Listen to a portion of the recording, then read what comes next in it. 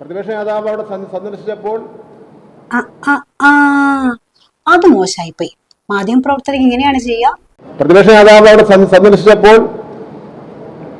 ഓരോ ചാനലും കൊടുത്ത സമയത്ത് സംബന്ധിച്ചോളം ഞങ്ങളെല്ലാം നോക്കിക്കൊണ്ടിരിക്കുന്നു. ഇന്ന് കേരളത്തിലെ ഏറ്റവും പ്രമുഖ പത്രത്തിന്റെ അകത്തെ ഒറ്റ കോളം ഫോട്ടോയാണത്. ഒരു സിംഗിൾ കോളം ഫോട്ടോ. കേരളത്തിൽ ഏറ്റവും കൂടുതൽ പ്രചാരമുണ്ടെന്ന് അവകാശപ്പെടുന്ന ഒരു പ്രമുഖ പത്രം ഇന്നലെ ഉണ്ടായിട്ടുള്ള ദുരന്ത പ്രദേശം സന്ദർശിച്ച കേരളത്തിന്റെ പ്രതിപക്ഷ നേതാവിന്റെ ചിത്രം കൊടുത്തത് അകത്തൊരു പേജിനകത്ത് ഒരു സിംഗിൾ കോളം.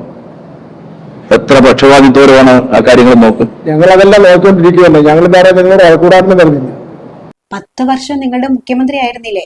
അത് ഇത്രയും പ്രായമുള്ള ഒരാൾ ഇത്രയും വലിയൊരു കാര്യം ചെയ്യുമ്പോൾ ഫ്രണ്ട് പേജിൽ തന്നെ കൊടുക്കണ്ടേ? വലിയ ഫോട്ടോ വെച്ചിട്ട് പത്രത്തിന്റെ ഉള്ളിൽ ആരും കാണാത്ത ഒറ്റ കോളം പേജിലാണോ വാർത്ത കൊടുക്കുക? This is not fair. അതിനർത്ഥം നിങ്ങളുടെ ഹീറോ തോറ്റെന്നാണോ?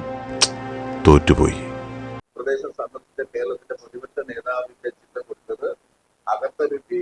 അതെ, പ്രതിപക്ഷ നേതാവ് കള്ളാടി ദുരന്ത മേഖല സന്ദർശിച്ചപ്പോൾ നിങ്ങൾ വാർത്തയാക്കിയില്ല. അതാണ് ഇപ്പോഴത്തെ പ്രധാന പ്രശ്നം. വാർത്ത കൊടുക്കണമായിരുന്നു. ഞാൻ മാത്രമേ പാടുള്ളൂ. എന്റെ തല എന്റെ ഫുൾ ഫിഗർ, എന്റെ തല എന്റെ ഫുൾ ഫിഗർ, അങ്ങനെ അങ്ങനെ അങ്ങനെ.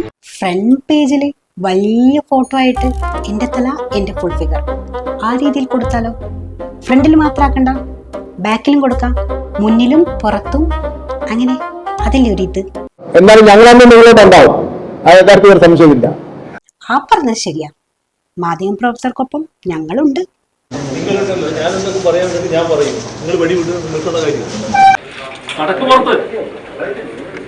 800 തൊഴിലാളികളെ പുതിയ ലേബർ കോഡ് അടിസ്ഥാനത്തിൽ എറണാകുളത്ത് പിരിച്ചുവിട്ടു. മുൻ ലേബർ മന്ത്രി എന്ന നിലയിൽ ഞാൻ പത്രസമ്മേളനം നടത്തി. കേരളത്തിലെയും വലിയ മുത്തശ്ശി പത്രം എന്നൊക്കെ പറഞ്ഞ ഒരു പത്രം ഒരു വാക്ക് കൊടുത്തിട്ടുണ്ട്. അത് പറഞ്ഞ ശരിയായില്ല. സാറിന്റെ വാർത്ത കൃത്യമായിട്ട് മീഡിയക്കാര് പണ്ട് വലിയ ഫോട്ടോ വെച്ചിട്ട് വലിയ ബ്രേക്കിംഗ് കൊടുത്തിട്ട് കൊടുത്തതാ. കൊടുത്തില്ല മാത്രം പറയരുത്. Flash back. ഞാൻ ഈ പത്രക്കാരെ കൊണ്ട് തോറ്റു. ഞാൻ എന്ത് ചെയ്യാണെന്ന് നോക്കി നടക്കുക. അവന്മാര് പത്രത്തിലിടാ വലിയ ഫോട്ടോ വെച്ച് താണ്ഡവ നൃത്തം ആടുന്ന ആ വാർത്ത എത്ര വലിയ രീതിയിലാ കൊടുത്തത്. ബ്രേക്കിംഗ് ആയിരുന്നില്ലേ?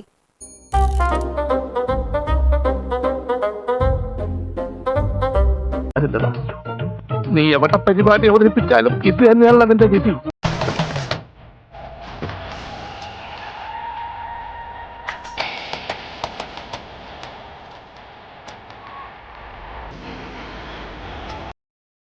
അത്ര ആസനമുറകളൊക്കെ എടുക്കുന്നേ, അപ്പോഴേ ഒരു ഗുമ്മുള്ളൂ, അപ്പോഴല്ലേ കത്തുള്ളൂ, കത്തിപ്പടരുള്ളൂ.